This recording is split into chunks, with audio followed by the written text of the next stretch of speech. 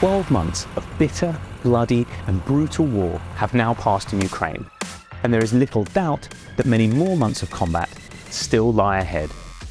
But as Kiev and the Kremlin enter a new phase of fighting, thoughts are starting to turn to how exactly the war might end.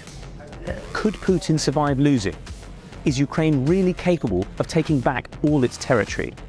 And what would the West do if the conflict crossed NATO borders?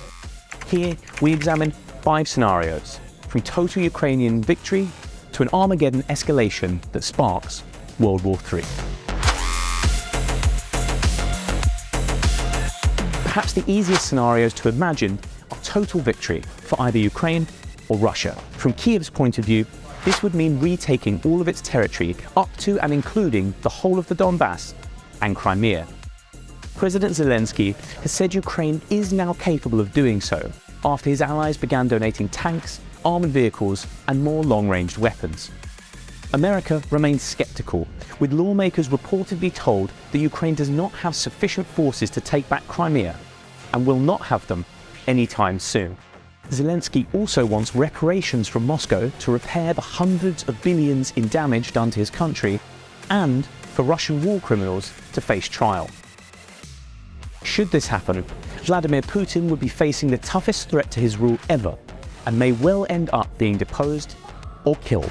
In the reverse scenario, Russian total victory would mean capturing all of the Donbass and the entirety of Ukraine's southern coast, up to and including Odessa. This would hand Russia most of Ukraine's heavy industry, all of its valuable ports, and make it a dominant power in the Black Sea. Ukraine would be reduced to a rump state, landlocked, impoverished, and likely under the control of a Russian puppet leader loyal to Moscow. Zelensky and his allies would be either dead or in prison, accused of war crimes and Nazism, and the Ukrainian army would be disbanded. Whatever was left of the country would be forced to rely on Moscow for its security. Emboldened by his victory, Putin would likely reiterate demands he made to NATO before the war to withdraw all troops from all ex-Soviet states. He may then start eyeing up which of Russia's former vassals to invade next.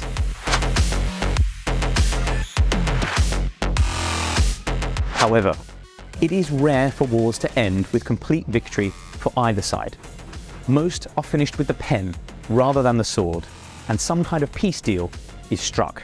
The terms of any such deal will either favour Ukraine or Russia, depending on who is winning on the battlefield at the time.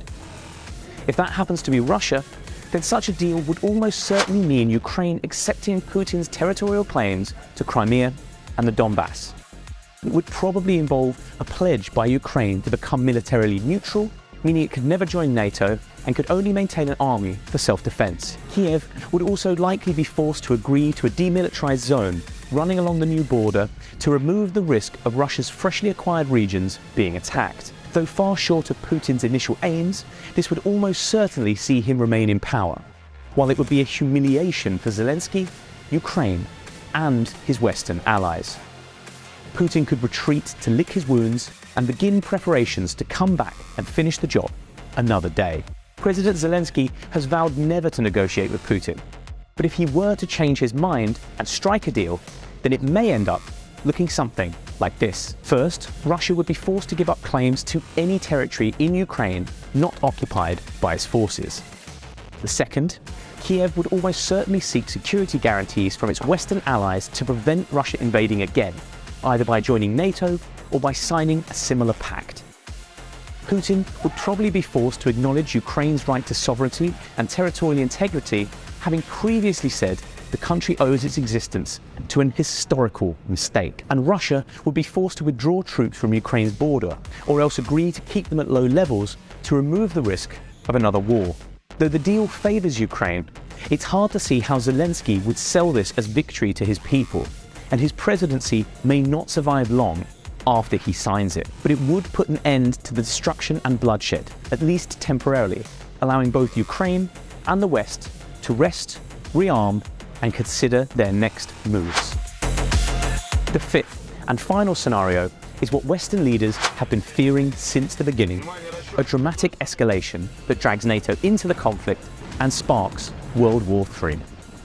Putin may decide to use a nuclear biological or chemical weapon in Ukraine, prompting a military response from the alliance.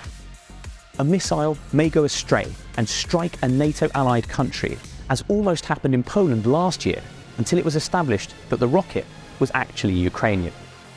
Or foolhardy Russian generals may decide to attack a NATO asset near Ukraine, such as a drone or a spy plane, or to invade a NATO country, such as Estonia, Latvia or Lithuania.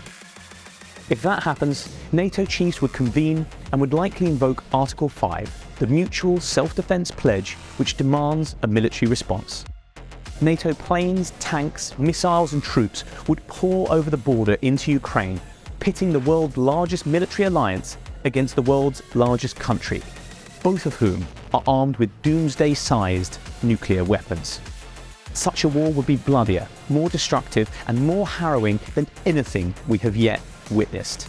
It would no longer be a matter of whether Ukraine or Russia could survive, but whether the world as we know it could be destroyed. If you enjoyed this video, don't forget to hit like and subscribe.